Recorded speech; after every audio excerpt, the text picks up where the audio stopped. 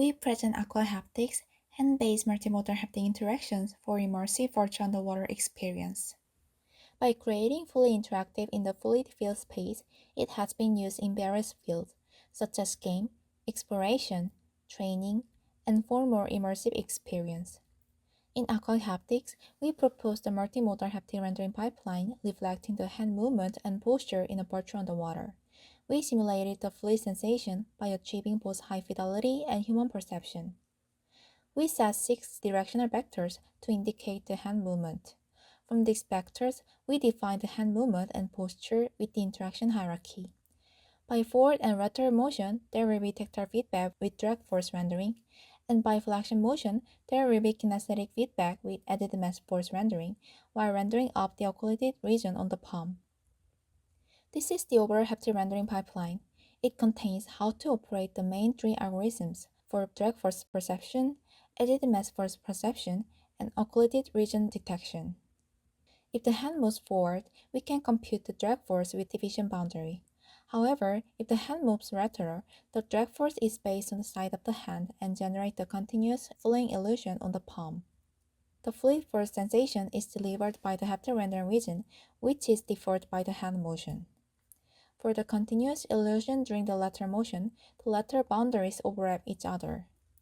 After the hand pauses for both motions, we define the decaying effect to deliver the smoothness of the water. It adopts similar profiles of the logarithm, linear, and exponential. Considering the finger flexion motion, the added mass force will be rendered.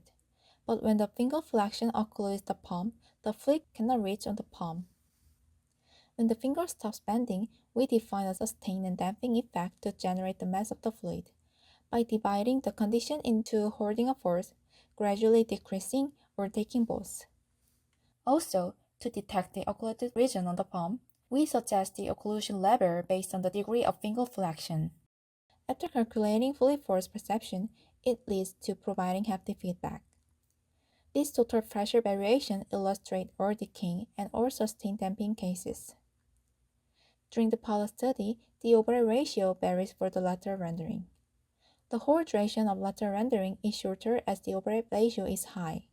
We confirmed that the ratio had a significant effect on both continuity and realism and set the ratio as 0.75. In the perception study, participants experienced the real water sensation at first. They dip their own hand into the water tank and repeat the motion while focusing on the pressure or mass of the fluid, and then feel the fluid sensation through VR experience.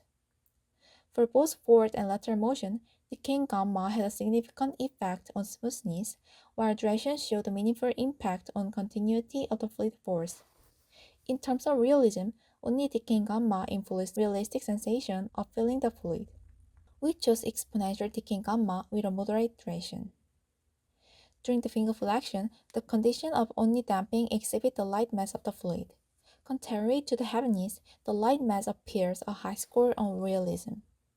Even though there was no significant difference among occlusion levels, they gave a high score when they felt the natural occluded part according to the speed of the finger bending. We chose only damping condition with short duration on flexion motion and 3 level on the occlusion resolution. After fixing parameters, we further conducted a swimming underwater scenario. Participants moved forward by swimming motion with both hands and reached the target location within the time limit. There are 4 rendering conditions to render the haptic feedback. The real demo scenes show with a baseline, movement, baseline and posture, and movement and posture. From the statistical results and users' answers, applying all movement and posture reflected elements show the highest score among all conditions. If the condition consists of the movement, it provides users with a rich experience due to the fluid current over the palm felt by the swimming motion. However, if only reflecting the posture, it showed the lowest performance due to the lack of sensation by finger bending and the occluded region. We believe that AquaHaptics also can be used in the other VR applications, such as catching fish, object manipulation, and so on. For more information, please refer to our paper.